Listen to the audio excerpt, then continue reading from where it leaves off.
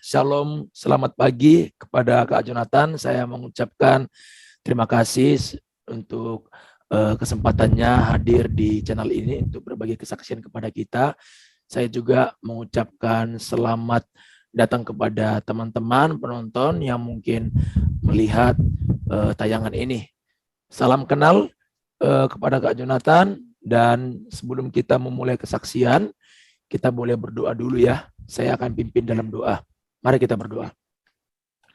Terima kasih Tuhan, kami bersyukur buat hari ini. Anugerah-Mu, kasih-Mu nyata dalam hidup kami. Sebentar kami akan mulai memberikan kesaksian, khususnya dari Kak Jonathan. Biar Tuhan yang mengurapi, Engkau yang memberkati, pakai mulut bibirnya, sehingga apa yang diucapkannya berkuasa dan mampu untuk memberkati orang-orang yang sedang menonton tayangan ini. Engkau pimpin kesaksian kami dari awal sampai selesai. Dalam nama Yesus kami sudah berdoa dan mengucap syukur. Haleluya. Amin. Sekali lagi, salam Kak Jonathan. Shalom, Uco. Iya, kalau boleh tahu Kak, boleh mungkin perkenalan ya kepada kita semua. Silakan Kak. Ya, nama saya Jonathan Tan. Dulunya bukan Jonathan, dulu adalah Tania. Dan usia saya sekarang, nanti Oktober ini 61 tahun. Saya berasal dari Surabaya. Cuma saya tinggal di Jakarta udah lama, dari tahun 90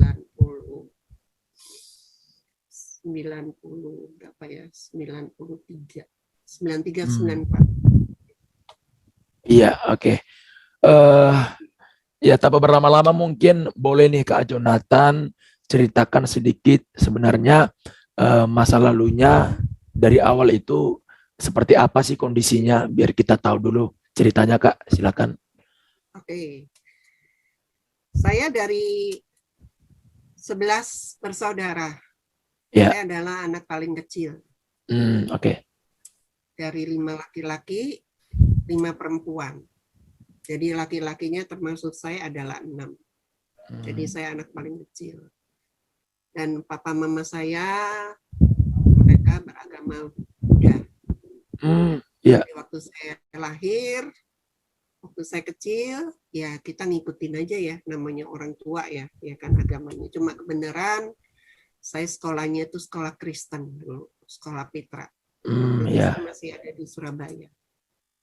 Waktu saya kecil pun saya sudah merasa ada sesuatu yang terjadi sama diri saya. Sejak kecil ya? Iya, sejak kecil. Jadi saya tuh mempunyai perasaan tuh seperti perempuan.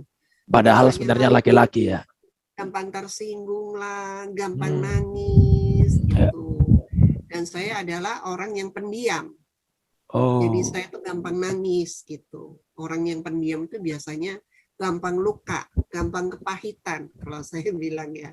Iya. Dulu saya nggak tahu yang namanya luka kepahitan itu apa, saya nggak tahu. Tapi setelah saya mengenal Tuhan Yesus Kristus, saya itu baru tahu, oh yang namanya luka itu begini, yang namanya kepahitan itu begini. Jadi waktu saya kecil, waktu saya sekolah, saya kalau di sekolah merasa apa ya, merasa nggak nyaman aja. Jadi giliran kalau lagi istirahat gitu, mereka tuh pada bermain, yang perempuan sama perempuan, yang laki sama laki. Kalau saya lebih suka menyendiri. Karena saya merasa apa? Saya itu adalah perempuan, nggak mungkin saya tuh laki-laki mainnya sama perempuan. Jadi saya sering termenung, duduk sendiri. Itu yang saya alamin. Dan saya merasa bagi saya sekolah itu nggak nyaman sama sekali. Tapi Kak Jonathan sendiri tahu bahwa secara kelamin itu Kak Jonathan sadar laki-laki gitu ya? Iya, karena saya emang pakai baju laki-laki waktu itu. Iya. Tapi penampilan saya kan udah kayak perempuan. Jadi saya tuh sering dibully. Waduh. Sering diomongin sama teman-teman kalau lagi jalan kayak perempuan gitu. Pernah sekali waktu saya sekolah itu, uang sekolah itu yang selama sebulan, zaman dulu mungkin uang sekolah itu masih 2000 berapa ya. Zaman dulu ya. Mungkin sekitar tahun tahun 70 ya, saya kan lahir tahun 60 ya. Itu uang sekolah itu sekitar 2.000 lebih. Itu uangnya itu saya pakai untuk apa? Untuk saya tiap hari itu jalan-jalan aja. Jadi saya berangkat ke rumah itu pakai seragam, kebenaran saya naik sepeda, kebenaran sekolah saya itu di belakang rumah saya, dekat sekali. Iya. Jadi saya pergi, waktunya pulang, saya pulang. Itu selama seminggu saya lakukan. Jadi uang itu saya pakai untuk saya kemana, ke kebun binatang, kemana. Pokoknya saya nggak ke sekolah aja. Waktunya pulang sekolah, saya pulang. Sampai akhirnya guru agama saya itu datang ke rumah, nanyain ke orang tua saya, kenapa udah seminggu ini nggak sekolah, apa sakit? Wah, mereka kaget. Karena mereka taunya saya tiap hari pergi sekolah. Nah, dari situ akhirnya saya memutuskan saya tidak mau sekolah lagi. Jadi saya sekolah itu sampai S4. Bukan S4 beneran, tapi sekolah dasar kelas 4. Iya. Saya tidak mau sekolah lagi. Saya pikir ya udah nantilah istirahat aja setahun 2 tahun, nanti baru dilanjutin lagi. Ya itu rencana, tapi kadang rencana manusia itu kan beda kan, ya kan? Yeah. Akhirnya saya ngambil sekolah kecantikan. Jadi waktu itu usia saya sekitar 12-13 tahun, saya itu udah sekolah kecantikan. Oh. Nah di sekolah kecantikan itu akhirnya saya lebih jadi lagi. Iya. Karena udah kayak perempuan, ya kan? Lingkungannya juga gitu ya, lingkungannya. Iya, bisa merias sendiri, jadi ngerti yang namanya kosmetik, ngerti yang namanya rambut, pokoknya ngerti semuanya kan. Iya, betul. Saya belajar di situ selama setahun, akhirnya saya bisa buka salon sendiri di rumah, di pavilion. Iya. Nah, dari situ akhirnya saya nggak minta uang lagi sama orang tua saya. Karena saya udah bisa nyari uang. Ya. Nah, saya lebih merdeka kalau saya bilang. Ya kan, saya bisa beli sesuatu tanpa minta sama mereka, tanpa setahu mereka. Tapi yang saya beli banyak kan semuanya tas, sepatu, baju itu semuanya perempuan. Dan mereka tidak tahu gitu. Tapi suatu saat papa saya tahu, wow marah sekali papa saya. Waktu lihat di lemari kok lihat ada baju perempuan gitu. Wah, saya dipukulin sama papa saya di situ. Tapi sebelumnya waktu SD itu berarti di situ orang tua belum sadar ya perubahan sedikit demi sedikit dari Kak Jonathan gitu. Sadarnya itu setelah saya ngambil ini ya, ngambil sekolah kecantikan saya ya. Udah mulai dandan. Ya, saya udah mulai merias ya kan, potong rambutnya saya itu udah mirip-mirip kayak perempuan gitu. Di situ orang tua udah tahu. Ya, orang tua saya baru tahu itu. Iya. Makanya dia marah sekali. Saya dipukulin. Jadi yang namanya dipukulin saya itu udah sering kali. Iya. Karena saya dipukulin, saya bilang meskipun saya dipukulin sampai mati, saya nggak akan bisa berubah.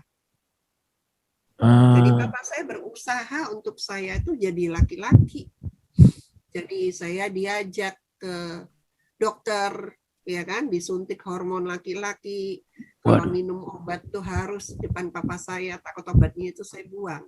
Iya. Saya dibawa ke kelenteng saya, ya karena itu kepercayaan orang tua saya kan. Nah, saya di situ dipukulin sama bunga sedep malam. Bunga sedep malam itu kan panjang-panjang tuh, ya kan?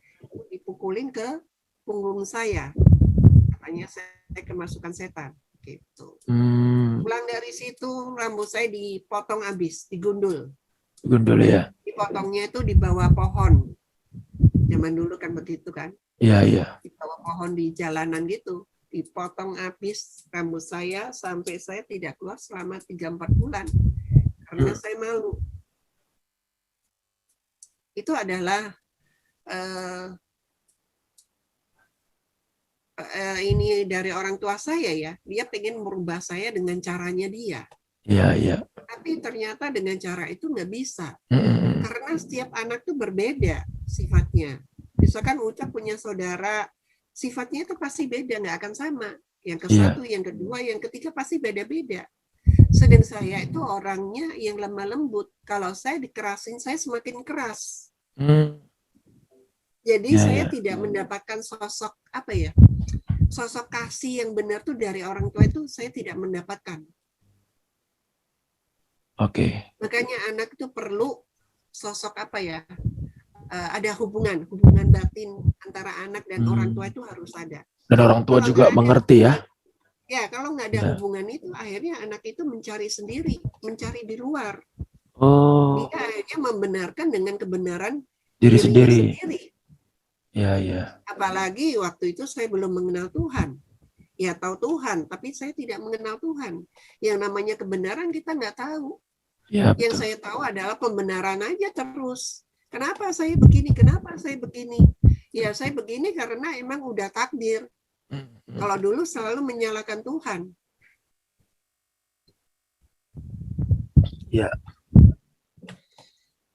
Dengan berjalannya waktu, akhirnya orang tua saya juga tidak bisa ngapa-ngapain. Pikir orang tua saya, ya udahlah terserah dia. Menyerah lah gitu ya.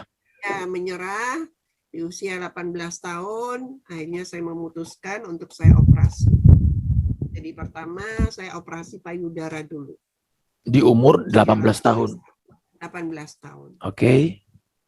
Nah, setelah itu saya udah pakai baju perempuan itu. Jadi usia 15-16 itu udah proses, saya udah pakai baju perempuan.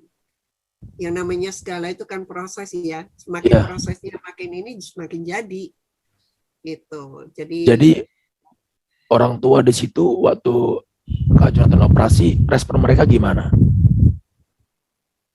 Waktu itu saya operasi pakai uang saya sendiri.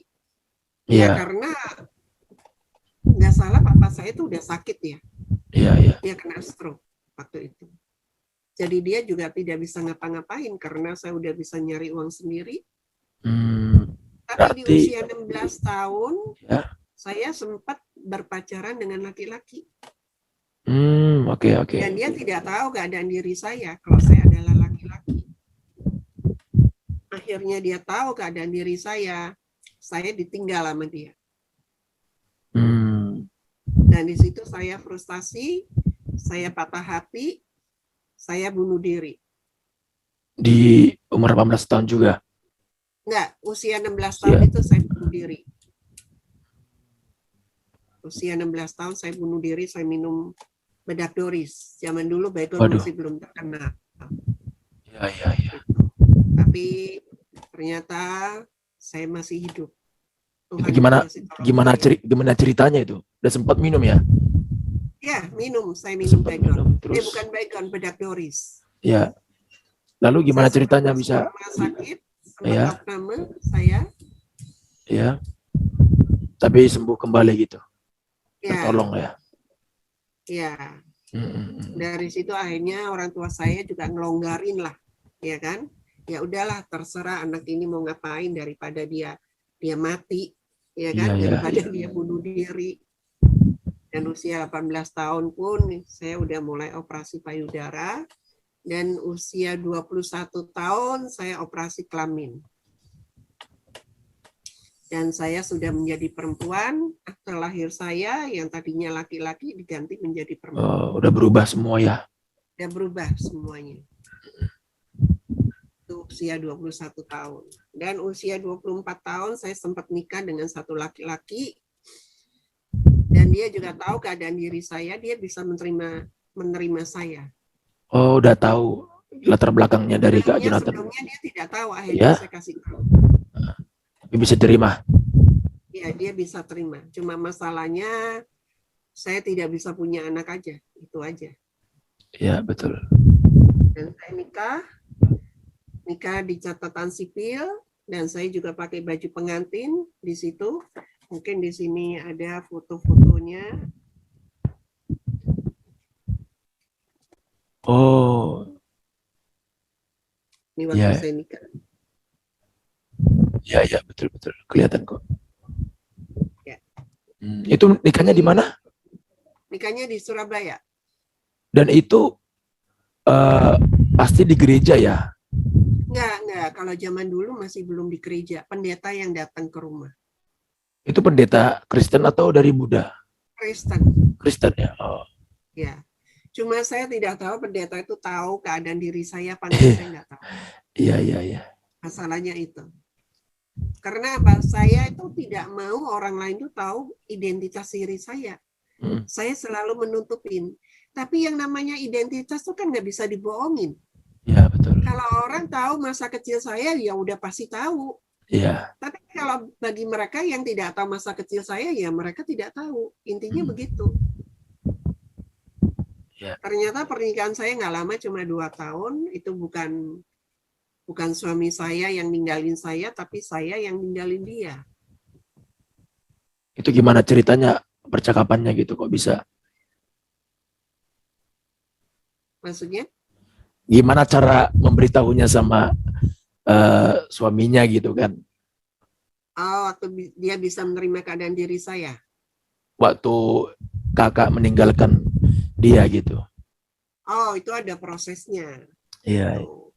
Jadi dia sebenarnya udah pernah nikah, dia udah punya anak, ya kan? Cuma saya tuh sering ribut sama dia masalah anak. Iya.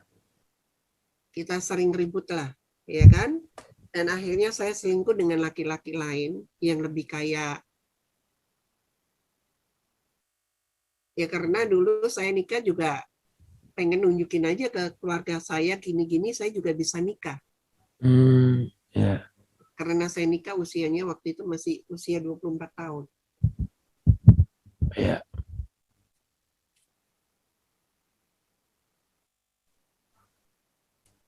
Jadi pernikahan itu tidak pernah berjalan lama karena apa ya? Segala sesuatu itu yang namanya palsu itu tidak akan tahan lama. Ya, betul. Apalagi saya udah mulai dari kecil. Jadi dasar fondasinya itu sudah terbangun, udah kuat gitu ya. Udah hancur. Ya kan? Fondasinya itu fondasi iblis. Iya. Iblis tanamkan tiap hari.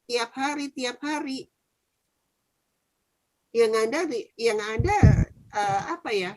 Antara gelap sama terang tuh udah beda banget. Saya tuh di tempat yang gelap sekali. Namanya kalau orang berada di tempat yang gelap, maunya mainnya yang gelap-gelap terus. Apa itu? Yang kebohongan lah, ketakutan lah, yang iri, dengki, sombong, angkuh, itu semuanya. Iya, betul. Itu yang namanya gelap. Jadi selalu ketakutan dengan identitas diri saya. Takut orang lain tuh tahu. Setiap kali saya kenalan tuh saya ada perasaan takut. Waduh, kalau kenalan dengan cowok ini, tiba-tiba saya suka. Mungkin dia tidak tahu keadaan diri saya. Tapi suatu saat itu adalah bom waktu bagi saya. Yeah. Dari mulut orang atau dari mulut saya. Intinya begitu aja. Jadi hidup kita itu nggak pernah tenang. Tidak ada damai sejahtera, tidak ada sukacita. Dalam kebohongan ya? Dari satu kebohongan yang lain. Iya. Ya kan? Ditutupin aja terus, mau sampai kapan itu? Yang namanya ketakutan. Jadi saya tuh dulu adalah orang yang pendiam. Jadi kalau di tempat yang rame-rame, saya tuh merasa risih. Waduh, orang pasti ngomongin diri saya. Iya. Nah, itu, ya kan? Gampang tersinggung. Suka curigaan sama orang. Nah, itu yang namanya gambar diri yang rusak. Jiwa yang rusak. Kalau jiwa yang rusak, udah pasti karakter kita itu udah rusak. Nggak ada yang benar. Setelah saya berpisah dari suami saya sempat bunuh diri lagi yang kedua kalinya.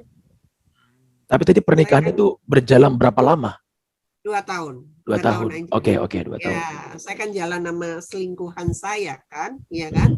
Ternyata dengan selingkuhan saya pun akhirnya tidak happy ending gitu. Ada aja masalah, ya kan. Makanya kalau yang namanya gambar diri yang rusak tuh, masalah itu selalu ada. Yeah. Masalah itu tidak pernah happy ending. Ibaratnya bola itu semakin ruwet hidup itu. Akhirnya saya bunuh diri lagi, saya minum baygon. Waduh. Tapi ternyata Tuhan itu sayang sama saya. Saya masih diselamatkan. Dari situ saya pindah ke Bandung. Dari Surabaya. Saya pindah ke Bandung. Saya mencari apa? Mencari tempat yang nyaman. Mencari zona yang nyaman untuk diri saya.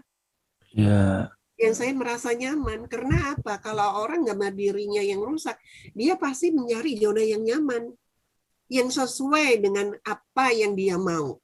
Ditambah lagi mungkin karena udah trauma, nggak tenang gitu ya kemana-mana. Ya, itulah, ya kan. Nah, di Bandung saya berapa sekitar dari 86 ya, tahun 90 akhirnya saya berangkat ke Amerika. Saya juga sama cowok saya dari Bandung berangkat ke Amerika. Kita sama-sama, kita hidup di Amerika selama 2 tahun.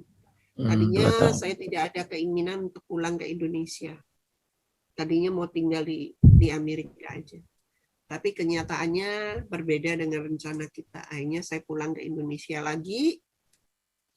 Dan saya menemukan pergaulan yang baru di situ. Pergaulan apa? Pergaulan lebih nggak benar lagi. Kalau orang hidupnya nggak benar, mau benar itu susah. Iya. Nah, saya menemukan teman-teman yang hidupnya itu wah lebih hancur lagi. Dan karena saya tidak mengenal Tuhan secara benar, akhirnya saya cari apa ya? Cari agama yang bisa nuntun hidup saya itu menjadi benar. Ada dalam hati kecil kita ada juga ya. Ada. Akhirnya karena lingkungan saya semuanya orang Islam, ya kan? Akhirnya saya masuk Islam. Di sini saya tidak menjelekkan agama Islam, ya. Tapi ini adalah kesaksian hidup saya. Iya. Saya sempat berangkat umroh. Saya sempat berangkat umroh 3 kali. Oh iya. 95, 96, 2004 terakhir kali. Nah, ini ada foto saya.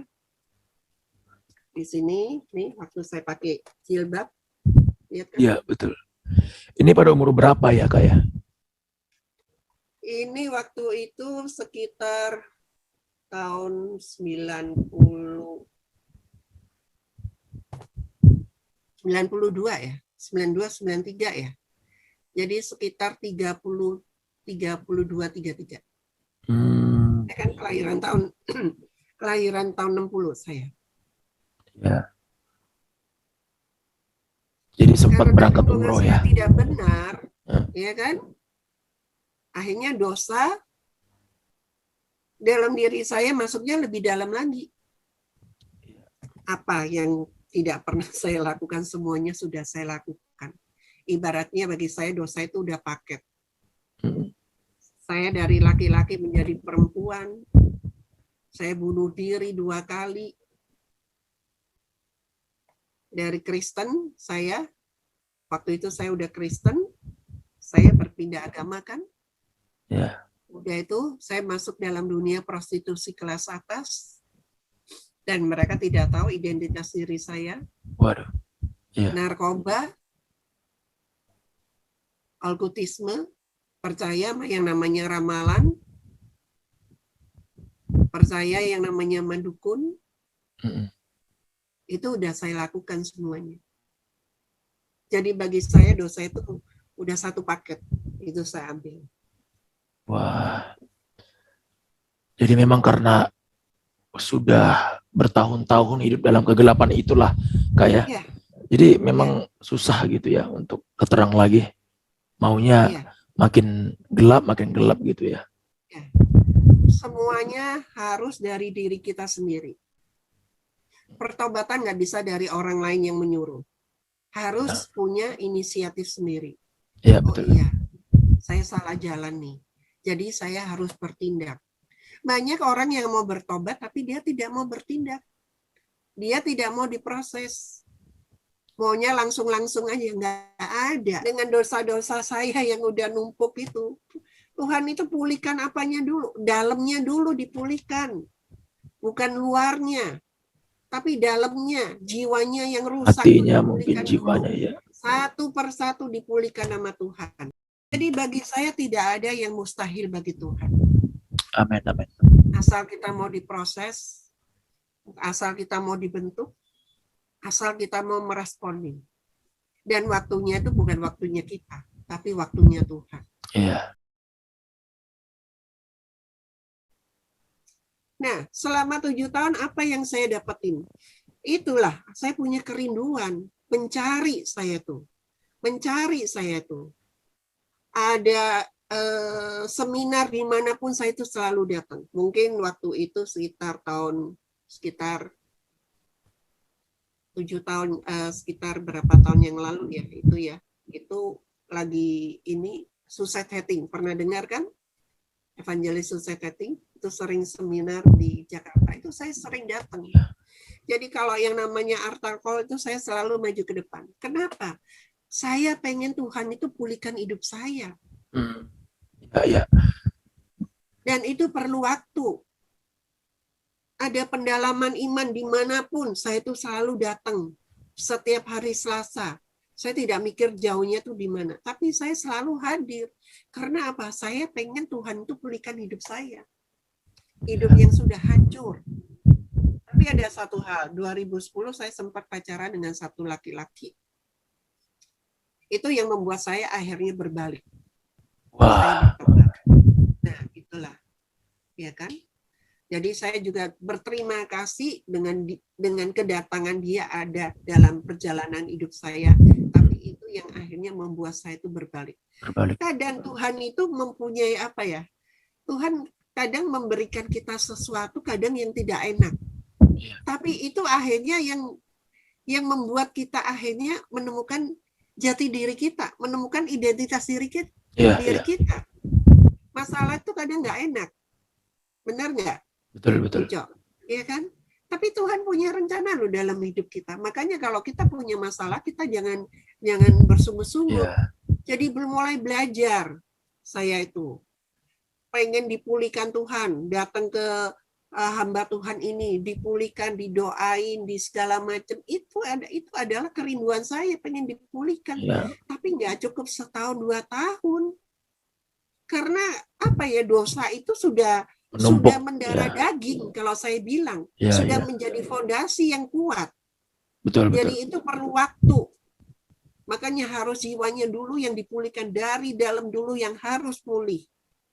Kalau dalamnya benar-benar nggak pulih, dia akan balik lagi. Dia akan jatuh, dia akan balik lagi, jatuh balik lagi. Itu yang saya alamin.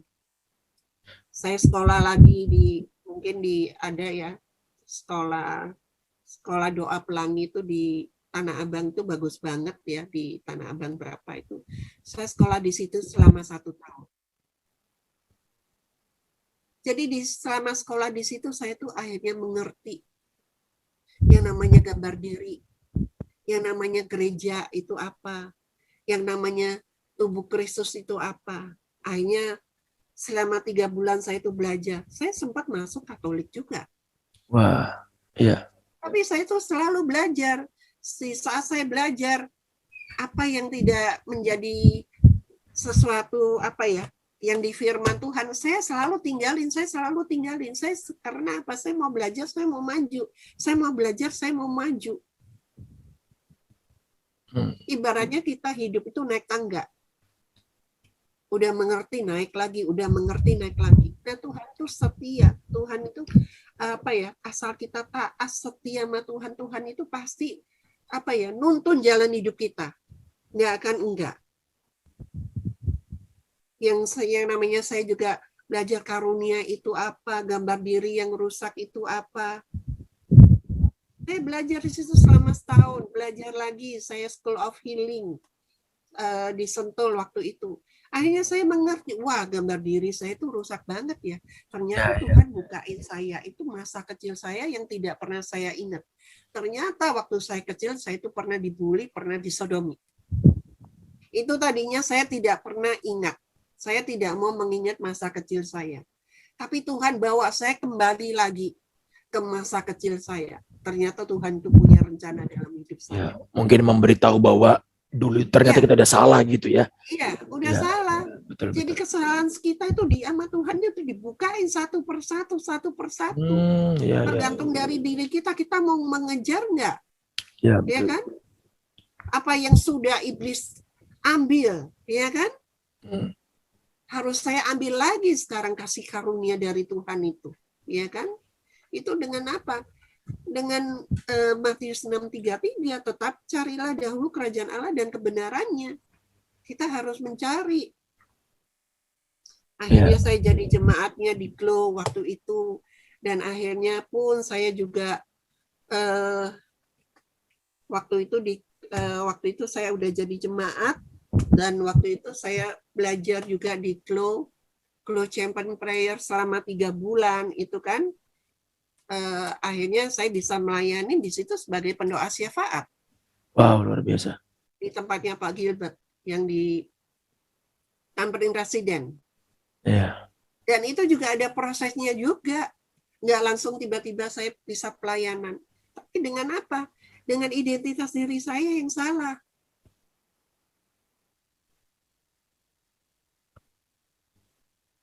Dan di tahun 2018, saya tuh dapat ayat emas. Saya tuh udah pelayanan di Glo. Jadi tiap minggu saya tuh selalu ada tugas doa. 2017 saya tuh dapat ayat emas. Dan saya yakin ayat emas itu adalah pesan Tuhan. Ayat emasnya di Yakobus 5:16. Karena itu, hendaklah kamu saling mengaku dosamu dan saling mendoakan. Supaya kamu sembuh. Doa orang yang benar bila dengan yakin didoakan sangat besar kuasanya. Meskipun selama 7 tahun saya sudah tidak melakukan dosa lagi. Saya udah janji sama Tuhan, saya tidak mau melakukan dosa lagi. Tapi masih ada dosa satu yang belum kamu lepaskan, kata Tuhan. Adalah apa? Identitas. Iya, itu. Itu bagi saya kalau saya sendiri nggak akan sanggup. Dengan kemampuan diri saya nggak akan bisa. Kalau bukan Roh Kudus yang memberi saya kekuatan, yang memberi saya kemampuan. Bayangin, Ucok, saya itu berapa lama, Ucok? 58 tahun, Ucok. 58 tahun saya itu dari usia mungkin sekitar 13-14 itu saya udah pakai baju perempuan, Ucok. Berapa lama saya jadi perempuan? Sepatu saya, tas saya, semuanya perempuan. KTP saya juga perempuan. Dan di kantor saya juga mereka tidak tahu, kalau sekretaris tidak tahu kalau saya itu adalah laki-laki, karena KTP saya adalah perempuan. Paspor saya perempuan. Gimana caranya saya harus berbalik, Ucok? Kalau bukan Tuhan. Dengan kemampuan diri saya tuh tidak akan bisa. Tapi karena apa? Saya punya kerinduan. Setiap malam saya berdoa, Tuhan lepaskan saya yang terikat.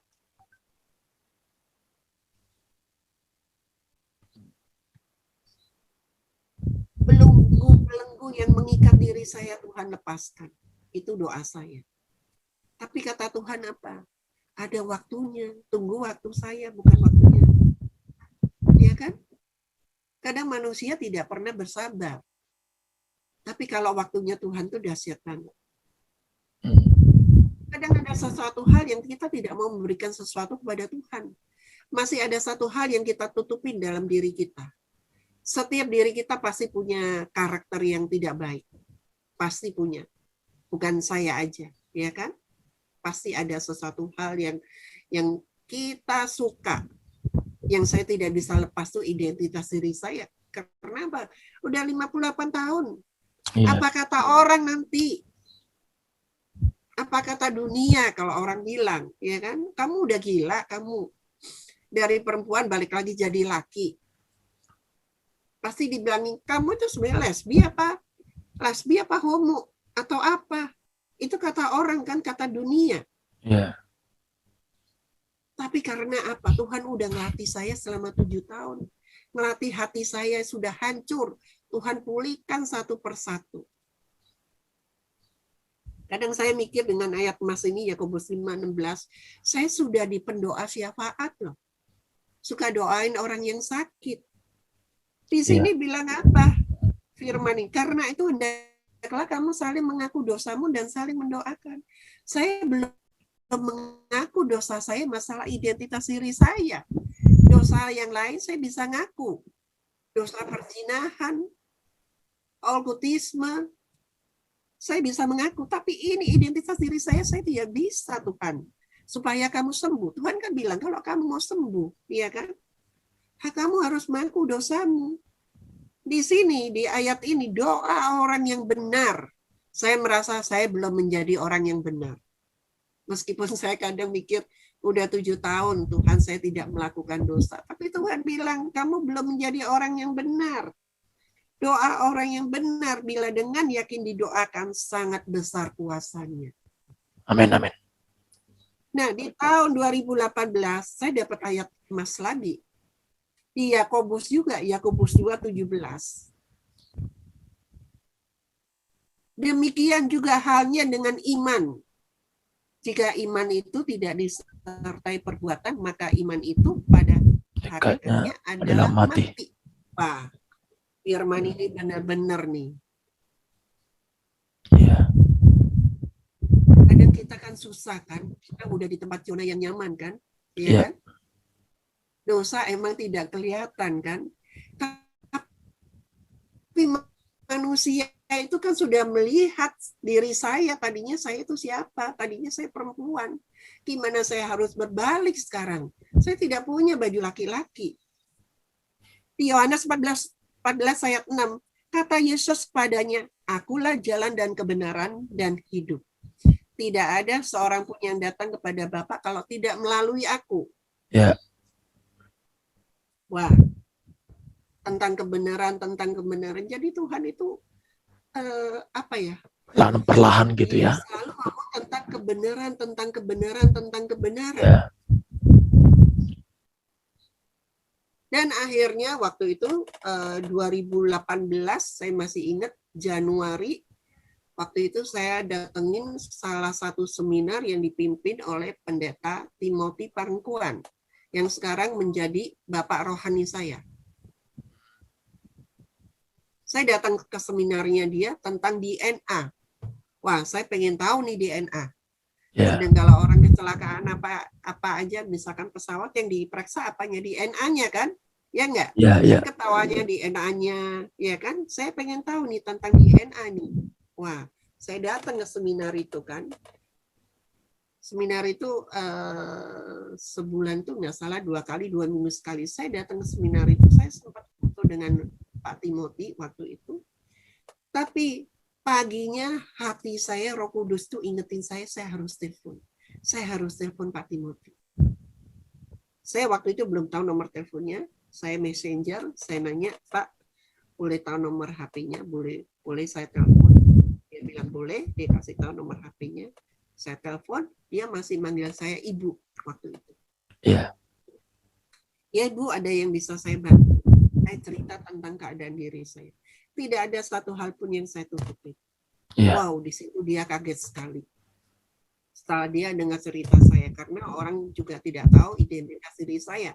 Karena saya tidak kelihatan waktu saya jadi perempuan itu nggak ada orang yang tahu. Dulunya saya adalah laki-laki. Yang tahu cuma diri saya. Yeah. Saya cerita keadaan diri saya, tidak ada satu hal pun yang saya tutup. Akhirnya di situ dia doain saya. Dan dia memberikan nama saya Jonathan. Itu adalah pemberian dari Pak Timothy Parengkuan. Wow. Dia doain saya. Dia bilang, Mas, saya Tuhan itu akan pakai hidup kamu untuk kesaksian hidup kamu. Wow, di situ tuh saya menangis. Dan saat saya tutup telepon, saya bilang, hari ini juga saya harus gunting rambut saya. Tadinya rambut saya itu panjang. Dan hari itu juga saya pergi ke rumah teman saya di daerah Gajah Mada ya.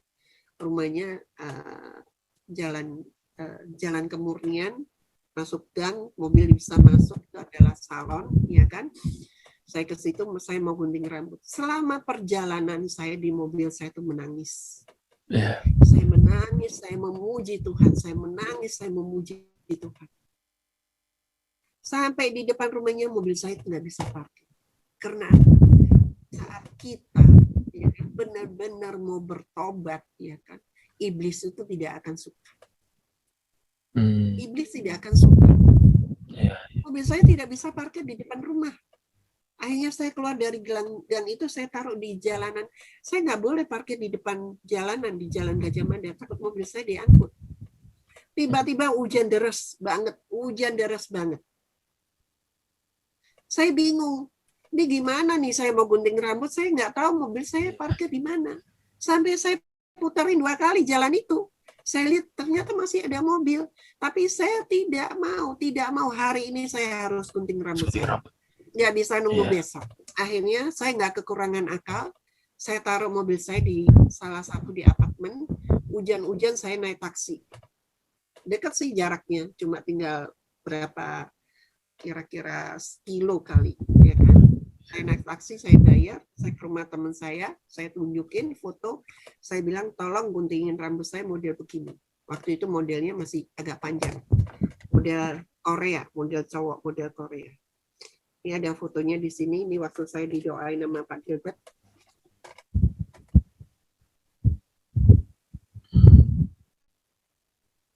Ya. Ini adalah Pak Gilbert nih. Rambut saya masih panjang waktu itu. Ya. Teman saya kaget. Orang rambut saya biasa panjang dipotong langsung pendek. Pulang dari situ saya cari baju. Saya nggak punya baju laki-laki. Tapi ada satu kemeja yang namanya kalau kemeja itu laki perempuan itu kan agak mirip-mirip kan. Cuma yang saya tahu kalau kemeja laki sama perempuan itu beda, di bagian kancingnya beda. Yeah. Bagian ininya itu beda. Saya pakai tanpa make up sedikit pun, akhirnya saya foto sendiri, saya selfie sendiri, tanpa pakai lipstick, tanpa pakai alis mata, pakai bedak, saya foto sendiri. Saya kirim ke hamba Tuhan itu Pak Roni Rompas yang ada di Glow. Saya kirim foto saya cerita tentang keadaan diri saya. Akhirnya hari Minggu saya diketemuin dengan Pak Gilbert. Dan kebenaran Minggu itu ada Grand Assembling, ya kan? Bagi pekerja kan datangnya jam 5 pagi. Habis Grand Assembling saya ditemenin dengan Pak Roni Rompas, Pak Daniel Saragi, Pak Pendeta Daniel Saragi, saya ditemenin. Dan 2 hamba Tuhan ini, waduh, bersuka cita sekali. Lihat penampilan saya yang sudah pendek. Tapi tadinya teman-teman saya yang di Glow itu pada bingung lihat saya. Kenapa sekarang saya jadi rambutnya saya pendek banget? Akhirnya saya bisa ngobrol dengan Pak Gembala di situ selama 1 jam. Bayangin selama saya jadi pelayan, saya itu nggak pernah bisa ngobrol sama Pak Gilbert. Tapi hari itu saya bisa ngobrol dengan Pak Gilbert. Saya percaya itu adalah waktunya Tuhan. Dan saya cerita tentang keadaan diri saya. Dan saya masih ingat pesan-pesan Pak Gilbert, bukan mungkin ya, sampai mati pun saya tidak akan pernah lupa pesan-pesannya Bapak Gembala saya. Dia bilang, Jonathan, kamu tidak akan menjadi laki-laki yang sempurna. Laki-laki yang berotot, laki-laki yang berjambang. Tapi yang 2 itu saya klaim. Karena apa? Dengan berotot, saya kemarin sebelum saya sekolah di SP, saya sempat latihan boxing sama Andre Talabesi. Mungkin Ucok tahu ya kan? Dia pelatih artis, pelatihnya Pak Gilbert juga, ya kan? Saya sempat melatih sama dia. Latihan saya boxing. Dan yang namanya brewok, saya tiap hari itu pakai Andre. Ini kemarin habis saya cukur. Saya olesin tiap hari, saya olesin bagian ini. Udah mulai tumbuh bulu-bulu kecil. Kenapa? Saya percaya doa orang yang benar besar kuasanya. Dalam nama Tuhan Yesus, setiap kali saya olesin, saya bilang, Tuhan saya pengen ini keluar Tuhan. Ternyata ada, ini mulai udah panjang-panjang di bagian ininya nih. Ini kemarin saya cukur lagi biar lebih kasar. Karena apa? Iman tanpa perbuatan hakikatnya adalah mati. Dan saya pun juga bisa ke kamar mandi laki-laki sekarang kalau saya lagi di mall. Saya pernah tegur sama orang, salah masuk, enggak, saya bilang gitu. Tukang parkir pun sering salah manggil saya. Kalau saya lagi diam, dia manggilnya saya Pak. Tapi kalau saya udah ngucapin kata-kata terima kasih, oh maaf Bu. Itu bagi saya tidak masalah orang mau ngomongin saya apa. Manusia mungkin bingung liatin saya, ini laki apa perempuan, perempuan apa laki. Iya. Tapi yang pasti Tuhan Yesus Kristus sudah tidak bingung lagi lihat identitas diri saya. Dan kita juga udah merasa damai gitu ya. Ya, ya dan betul. setahun yang lalu, bukan setahun ya, mau 2 tahun ya kayaknya ya, saya sempat operasi payudara saya angkat lagi, yang setelah 40 tahun ada di dalam tubuh saya. 40 tahun saya operasi lagi, saya angkat implannya itu. Kadang orang bilang, mau ngapain, kamu juga udah tua, mau ngapain mesti dilepas. Saya bilang, nggak tahu, saya pengen aja. Saya pengen pemulihan itu terus terjadi dalam diri saya. Mungkin orang lain mungkin masih manggil Bu, hamba-hamba Tuhan kadang masih salah, ya kan? Yeah. Bagi saya nggak masalah. Saya tidak ada yang namanya sakit hati lagi, tidak ada yang namanya kepahitan. Saya tidak mau itu ditaruh di dalam jiwa saya lagi yang namanya kepahitan, yang namanya luka. Yeah. Yang maunya ada dalam diri saya adalah damai sejahtera dan sukacita. Betul. Bagi saya luka kepahitan itu udah terlalu banyak. Itu adalah iblis yang naruh dalam diri kita. Makanya jadi orang Kristen jangan suka baper, jangan suka tersinggung. Kalau kamu masih suka tersinggung, masih suka baper, berarti kamu belum lulus ujian. Itu aja. Iya. Dan ada satu, Pak Gilbert pesan nama saya, kamu tidak akan kawin, kamu tidak akan punya anak. Tapi kamu bisa punya anak rohani. Itu pesannya sampai hari ini saya tuh ingat. Anak rohani. Yeah. LGBT itu kan sekarang terlalu banyak kan, di mana-mana ada kan. Itu adalah bagian saya. Kalau Tuhan berkenan suatu saat, pasti kamu akan punya ministry sendiri. Yeah. Cuma saat ini banyak yang konseling sama saya ya, yang LGBT lah, yang lesbian, yang homo. Tapi mereka rata-rata semangatnya itu tidak ada semangatnya kayak saya. Mereka tidak mau diproses. Masalahnya begitu. Coba kalau mereka mau diproses, itu juga jadi beban doa saya sampai saat ini. Karena saya percaya tidak ada yang tidak bisa dipulihkan. Ya, emang orang itu emang tidak mau dipulihkan, itu aja intinya.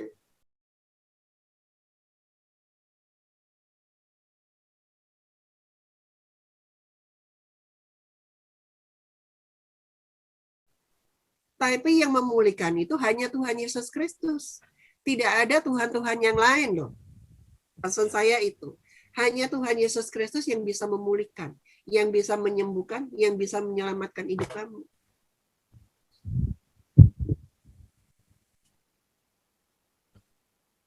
Ada satu firman Tuhan di Yohanes 8:32. Dan kamu akan mengetahui kebenaran, dan kebenaran itu akan memerdekakan kamu. Di saat kita tahu kebenaran itu akan memerdekakan. Makanya saya selalu ngomong sama teman-teman, kalau misalkan punya teman yang begitu, nggak usah dijauhin, tapi didoakan. Kita benci dong, jangan benci sama orang. Iya, betul. Tapi segala sesuatu itu harus ada proses. Intinya mau nggak diproses. Kalau orang bilang, Jonathan, ngapain kamu harus berubah? Kamu nggak berubah pun juga nggak apa-apa. Tapi ada satu beban dalam diri saya kalau saya tidak berubah. Saya harus kembali ke identitas saya, identitas yang dari Tuhan Yesus Kristus. Iya kan? Kenapa di sini ada gambar salib? Iya kan? Iya. Iya kan? Karena salib ini, saya menemukan identitas diri saya. Saya menemukan DNA saya yang sebenarnya dari Tuhan Yesus Kristus. Betul.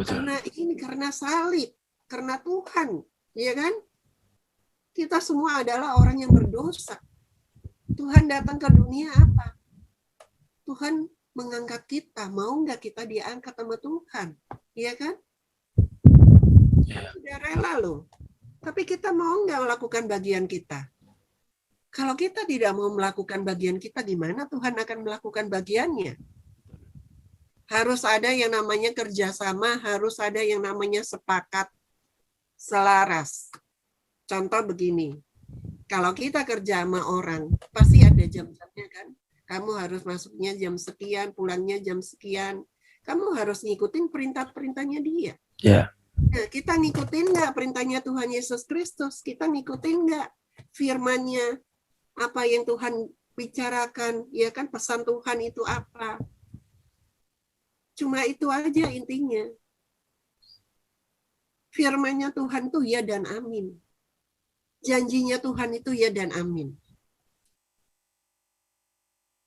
Intinya kita setia dan taat aja. Udah jangan mikir waktunya kita. Nah, sesuatu itu ada waktunya Tuhan kok nantinya. Itu. Yeah. Oke. Jadi kalau tadi saya tangkaplah, saya highlight beberapa poin di mana proses berbalik Kak Jonathan dari kehidupan lama menjadi kehidupan baru itu ada timbul inisiatif mau berubah, begitu Kak ya. Ada inisiatif mau berubah, sehingga dari situlah mulainya Tuhan bekerja, mulai menampilkan kebenaran demi kebenaran, menuntun Kak Jonathan ke tempat-tempat yang dapat dipulihkan. Tapi apakah contohnya Kak Jonathan tidak sharing, tidak konseling sama Bapak Rohani tadi, mungkinkah Kak Jonathan bisa bertahan sendiri, mengandalkan doa sendiri kepada Tuhan? Bisa nggak itu berubah? Kalau saya bilang, segala sesuatu itu ada waktunya ya. Ya. Kan? Makanya pertama Tuhan pulihkan jiwa saya dulu yang rusak kan. Ya, selama betul. 7 tahun. Kenapa? Di saat kita melakukan kebenaran, Tuhan itu akan menuntun kita. Dengan caranya kita ketemu siapa, ketemu A, B, C, kita nggak pernah tahu.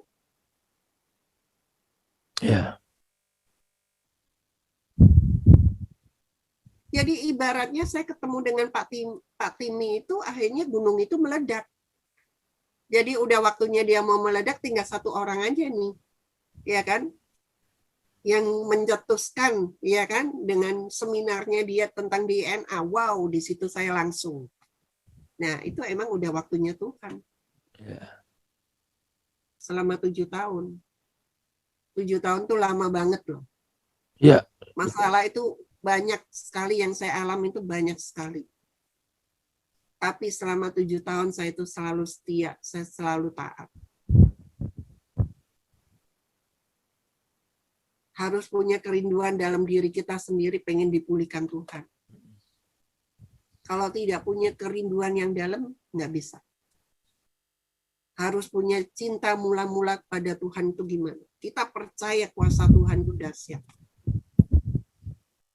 Ya kan? Tuhan kita itu Tuhan yang besar dari masalah kita. Kan ada lagunya kan? Pernah dengar nggak, Ucok? Aku punya Tuhan yang besar. Ya. Yang telah berjanji dan sanggup menggenapi, imanku bersepakat percaya kuasanya, ku terima sekarang kemenangan darimu. Iya kan? Amin. Ya. Itu aja. Jadi kita imanin. Jadi nggak ada yang, makanya kalau ada pikiran-pikiran yang negatif tuh buang semuanya. Dan bagi saya bukan cuma LGBT, bukan cuma Jonathan aja. Kalau mungkin di saat ini ada yang mendengar ya kan dari YouTube, kalau dia masih punya sampah-sampah dalam dirinya, ketakutan, ya kan, nggak bisa mengampunin orang lain, ya kan? Ya. Ya kan? Itu adalah dosa. Dosa itu harus kita buang dulu. Jadi kita bisa sepakat dengan Tuhan. Selama masih ada dosa itu nggak bisa. Dosa itu adalah penghalang. Dibuang dulu, baru kita bisa dipulihkan ya. Iya, betul, kan? Betul. Iya kan, kita menyadarin beban itu harus keluar dulu. Nah, yang namanya beban keluar itu kan ada prosesnya. Iya. Iya kan? Itu yang namanya sepakat. Sepakat itu harus ada. Yang namanya kerjasama itu harus ada. Kita lakukan bagian kita, Tuhan akan lakukan bagiannya. Klop nggak? Klop ya, itu ya, udah. betul. Gitu. Kadang ada orang yang nggak bisa mengampunin orang sampai 10 tahun, 15 tahun, 20 tahun. Ya kan? Berarti kan dia naruh sampah dalam dirinya sendiri. Sampah di rumah 1 minggu aja baunya busuk. Apalagi ini sampah yang bertahun-tahun. Sama kayak diri saya. 58 tahun saya menyimpan sampah itu. Tapi masih ada sampah satu yang belum saya lepaskan. Kadang manusia suka begitu. Masih ada rasa malu. Apa kata orang nanti? Ya kan? Mau bersaksi dia malu. Kita itu harus menjadi saksinya Tuhan loh.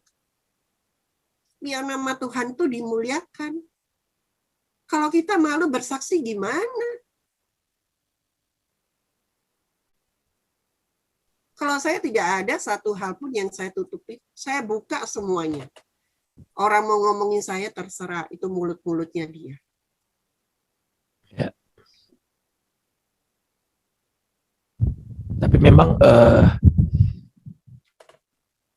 seseorang itu memang benar-benar harus bisa mengaku dosanya kepada contohnya seorang bapak rohani ataupun seorang konselor, karena kan ada banyak mungkin orang-orang yang mengalami kondisi seperti itu, dia malu menceritakannya. Ya. Dia merasa aduh gak enak nanti didengar aku gimana ya gitu. Nah itu gimana caranya mengalahkan malu itu? Itu adalah pekerjaannya iblis. Ya, ya. Datang kepada Tuhan. Merendahkan diri di hadapan Tuhan. Mau nggak sekarang kita merendahkan diri? Sama yang punya kuasa. Mau nggak? Karena hidup kita udah dikuasai nama iblis. Iblis tidak mau kita berpindah. Iblis tuh mau menjajah hidup kita. Sama juga dengan kehidupan saya kan. Dosa apa yang tidak pernah saya lakukan? Yang namanya kebohongan. Yang namanya orang nikah sampai saya bikin cerai. Coba bayangin. Betapa jahatnya saya.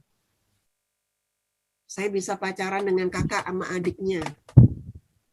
Bisa pacaran dengan orang tuanya. Itu adalah pekerjaan iblis semuanya.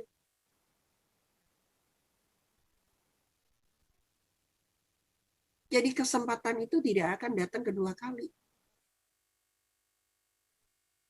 Jadi kita harus ada kerjasama. Kita kalau cuma berdoa, Tuhan berikan saya damai sejahtera. Nggak akan damai sejahtera itu kamu dapatkan. Kalau kamu tidak mau diproses.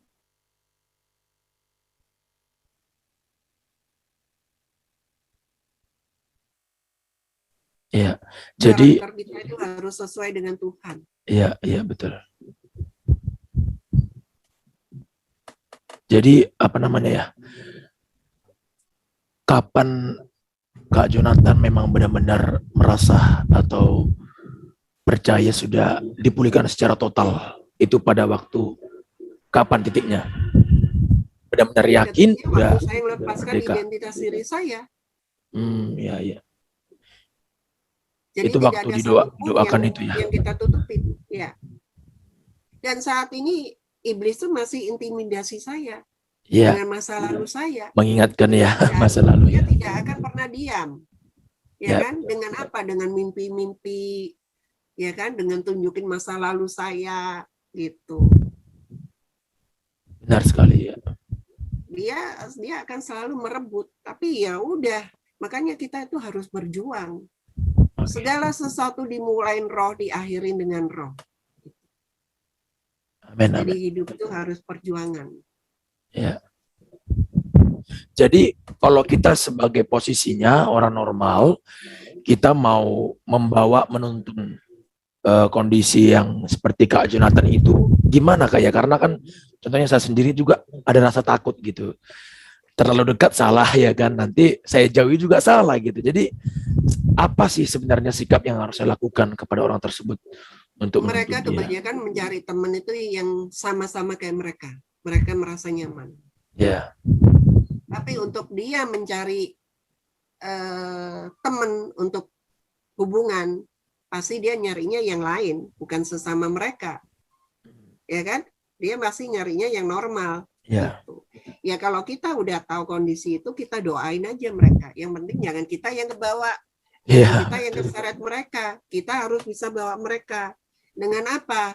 Ya mungkin dengan caranya Ucok sekarang ya kan bikin kesaksian di YouTube itu kan jadi berkat untuk orang lain, ya kan? Kita nggak pernah tahu, Ucok mungkin ada teman Ucok atau siapa aja yang dengar di YouTube akhirnya mereka bertobat. Tangan Tuhan tidak kurang panjang kan untuk menyelamatkan hidup mereka kan. Tuhan punya cara kok. Gitu. Yang penting kita lakukan bagian kita, Ucok, itu aja. Mendoakan mereka terus ya. Ya, mendoakan mereka, ya kan. Dengan buku saya ini banyak yang diberkati, Ucok. Oh ya, betul. Buku ini launching selama 1 bulan itu udah terjual 1.000 buku. Iya, itu semua berisi seluruh cerita dari Kak Jonathan ya sampai dipulihkan ya. Iya. Dan juga ada foto-foto saya di sini. Ini foto-foto saya lagi kecil. Betul. Itu ceritanya kenapa bisa buat buku ceritanya? Kenapa?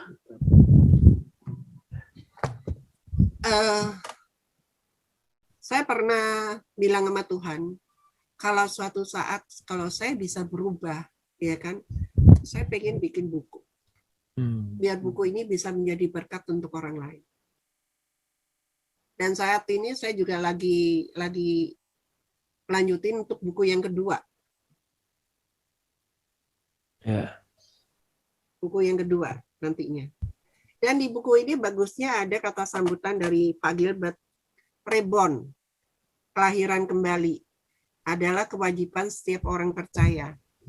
Yesus Tuhan menyatakannya jelas dalam Yohanes 3 ayat 3, Aku berkata kepadamu, sesungguhnya jika seorang tidak dilahirkan kembali, ia tidak dapat melihat kerajaan Allah. Jadi bagi saya, bukan Jonathan aja, ya, bagi kita semua, ya kan? Jadi harus dilahirkan kembali. Ya. Dilahirkan kembali itu apa? Buang sampah-sampah yang masa lalu itu udah buang. Ya kan, menjadi manusia yang baru, sama kayak saya. Saya dulu nggak punya baju laki-laki, nggak punya sepatu laki, nggak punya celana laki, tas laki. Saya nggak ada, saya ibaratnya bayi yang baru lahir. Semuanya tidak ada. Apa yang kesukaan saya itu saya buang semuanya. Karena saya percaya Tuhan itu akan menggantikan yang lebih baik lagi. Kadang manusia itu susah untuk ngebuang sesuatu yang bikin dia itu di zona yang nyaman.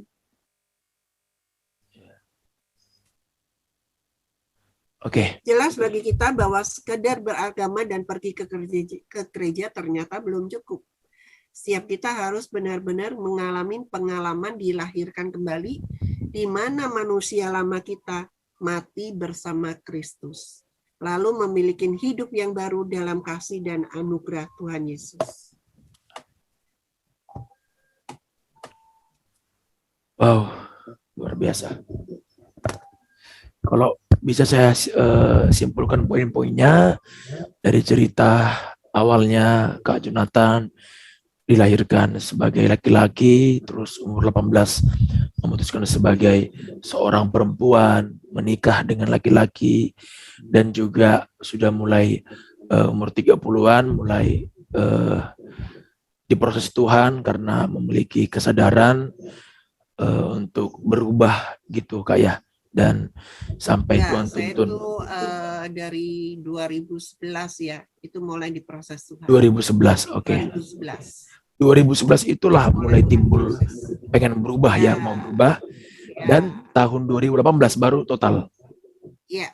Wow. Iya, benar. Itu nggak gampang ya menurut saya. Artinya kita yang mau berubah pun masih ada prosesnya, belum langsung plek gitu ya. Tetap juga ada ujian yang dialami oleh Kak Jonathan gitu. Nah, mungkin agak terakhirnya lah ya. Jadi kalau mungkin posisi kita ada orang yang mungkin seperti Kak Jonathan dilahirkan sebagai laki-laki, atau dia mungkin sebagai perempuan, tapi merasa dirinya bukan seperti identitasnya. Nah, apakah dia berusaha secepat mungkin untuk kembali ke identitas dirinya, atau gimana itu Kak ya? Karena kan memang mereka merasa ini bukan saya seperti yang tadi gitu. Sebenarnya bagi saya mereka tuh masih gampang untuk berubah. Ya. Betul. Apalagi saya ya. Gimana kalau jadi saya yang sudah jadi perempuan, ya kan? Yang homo, yang lesbian, dia masih pakai, yang homo, yang gay masih pakai baju laki. Cuma cara berpikirnya dia aja, ya kan? Yang harus dirubah, harus memiliki kebenaran yang dari Tuhan Yesus Kristus. Biar jiwanya yang rusak itu Tuhan pulihkan. Ya, ya. Saya aja yang begini Tuhan bisa pulihkan, apalagi mereka-mereka yang belum dioperasi. Bagi saya mudah banget. Cuma masalahnya mereka mau menyadari enggak kesalahannya dia. Betul. Karena di Alkitab kan sudah bilang kan, Tuhan menciptakan laki-laki dan perempuan. Perempuan, betul. Tidak ada yang setengah-tengah itu, tidak ada. Udah intinya begitu. Ibaratnya begini, ibaratnya mereka pun juga begitu, ya kan? Mereka tetap bekerja di salon, yang desainer tetap desainer. Nggak masalah, itu kerjaan. Yang penting tidak melakukan dosa, itu aja. Tidak berhubungan perempuan dengan perempuan, laki dengan laki-laki. Ibaratnya mereka pun tidak kawin juga tidak apa-apa, karena banyak juga orang yang normal tidak kawin. Nah, intinya begitu aja. Yang Tuhan benci itu dosanya, bukan pekerjaannya. Ya, apalagi yang paling berbahaya, dosa mengganti identitas. Nah, itu. Ya, oke. Ya kan? Saya aja Tuhan bisa pulihkan. Ya. Dan dapat kita simpulkan bahwa ternyata hal seperti ini bukan karena takdir, bukan karena memang rencana Tuhan supaya kita berbalik di atas lain, bukan karena gitu. Tapi memang karena kita sendiri yang melakukan dosa itu ya, Kak ya. Karena kemauan kita sendiri ya. Karena kita tidak tahu kebenaran. Iya. Dan saya rasa juga ini memang benar-benar butuh bimbingan dari mungkin gereja atau bapak-bapak rohani untuk anak-anak yang mengalami hal seperti ini. Karena kayak Kak Jonathan tadi saya lihat dari kecil itu kayak nggak ada orang yang menuntun, belum dapat seseorang seperti bapak rohani, jadi nggak tahu mana yang benar, ya ikut aja gitu Kak ya. Coba mungkin jadi dari kecil itu udah ada yang membimbing, menuntun. Saya rasa mungkin nggak selama ini ya Kak Jonathan. Iya benar. Tapi bagi mungkin keluarga-keluarga yang punya anak, ya kan, kalau udah lihat anaknya laki-laki, udah itu mainnya pengen main boneka, main apa, itu harus diperhatikan. Iya, itu sudah sinyal-sinyal itu ya. Iya, kutub dosa turunan itu kan ada kan, ya kan? Betul. Jadi kita harus tahu dasar-dasarnya kenapa orang ini bisa begini. Itu pasti ada sebabnya. Semua itu pasti ada sebab. Tapi semua itu ada solusinya. Kenapa dia bisa menjadi perempuan ini, perempuan nggak benar, ya kan? Kenapa dia bisa begini? Itu semua ada sebabnya. Kita tidak bisa menghakimi orang, ya kan? Segala sesuatu pasti ada sebab. Dia kembali lagi ke jiwanya yang sudah rusak. Ya kan? Tidak ada Tuhan dalam dirinya dia. Tidak ada firman yang nyantol dalam bejananya dia. Karena bejananya semuanya itu udah hitam, udah kotor, gitu. Betul. Makanya harus mencari Tuhan. Hanya Tuhan yang bisa memulihkan. Berarti juga begini,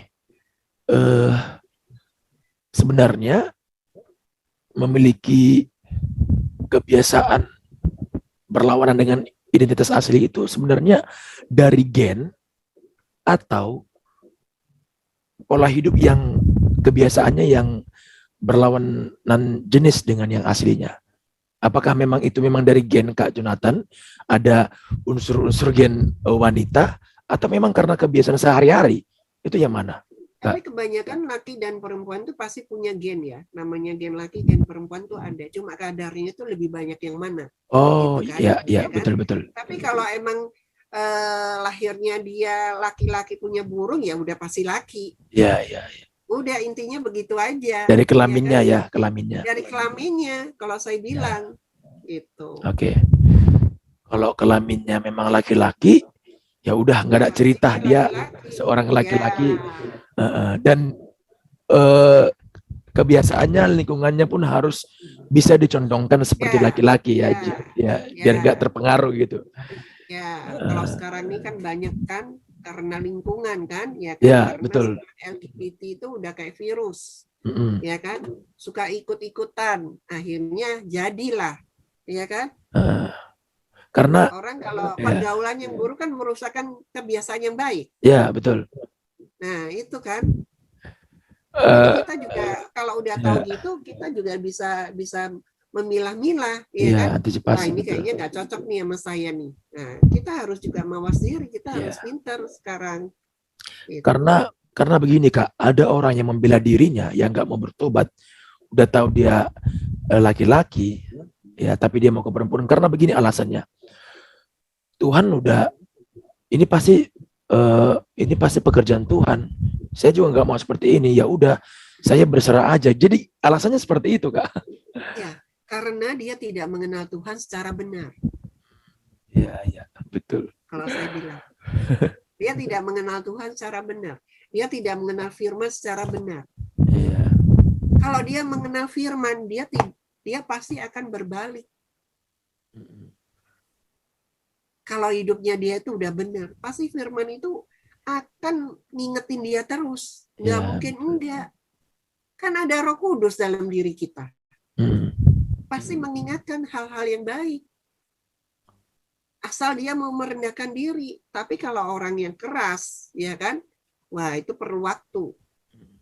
Untuk dipulihkan itu perlu waktu. Makanya saya waktunya kan lama juga, 7 tahun kan.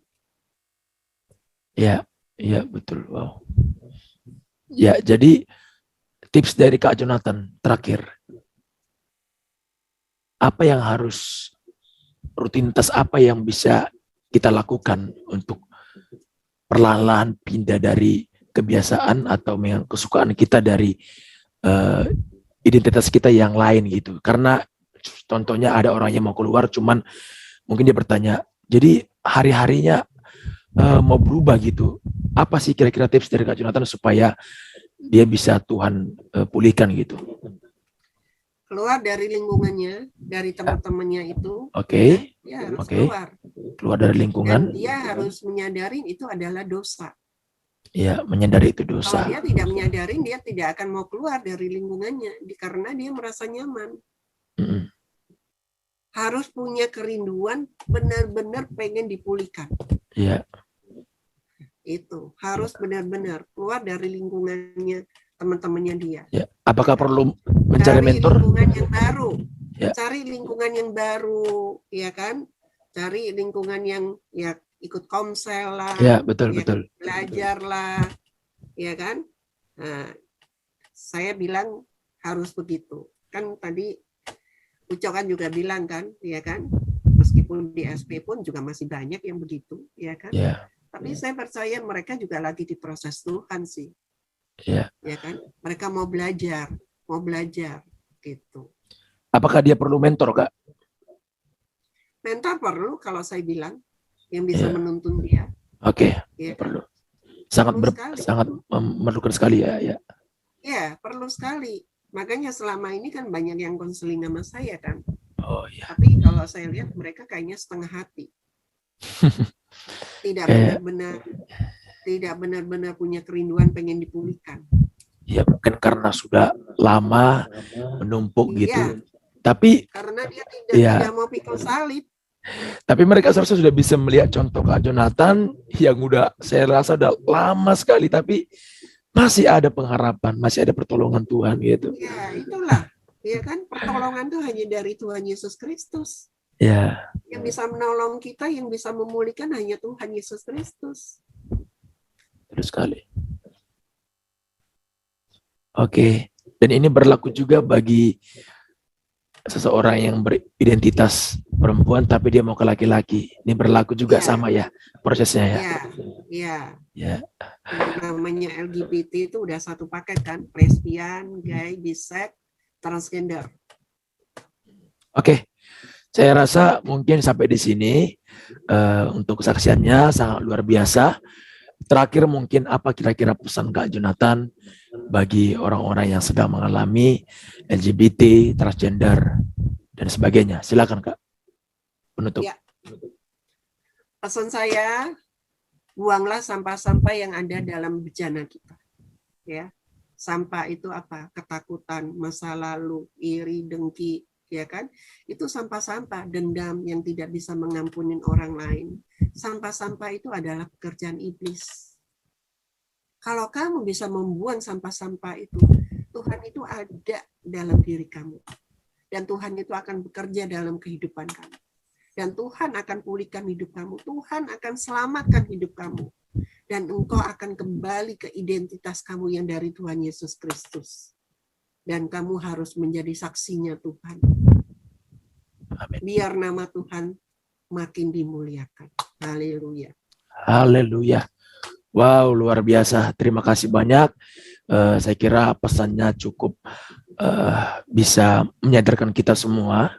Tidak hanya kita sebagai mungkin memiliki kondisi seperti itu, tapi juga kita sebagai orang yang normal untuk bisa menuntun orang-orang yang mengalami hal yang seperti tadi. Oke, terima kasih banyak untuk Kak Jonathan. Mungkin kita bisa tutup dalam doa. Kak Jonathan minta tolong untuk berdoa untuk kesaksian ini dan juga bagi orang-orang yang sedang menonton tayangan ini. Silakan Kak. Terpujilah Engkau Bapa pencipta langit dan bumi. Tuhan, terima kasih ya Tuhan untuk siang hari ini ya Tuhan. Tidak ada yang kebetulan Tuhan.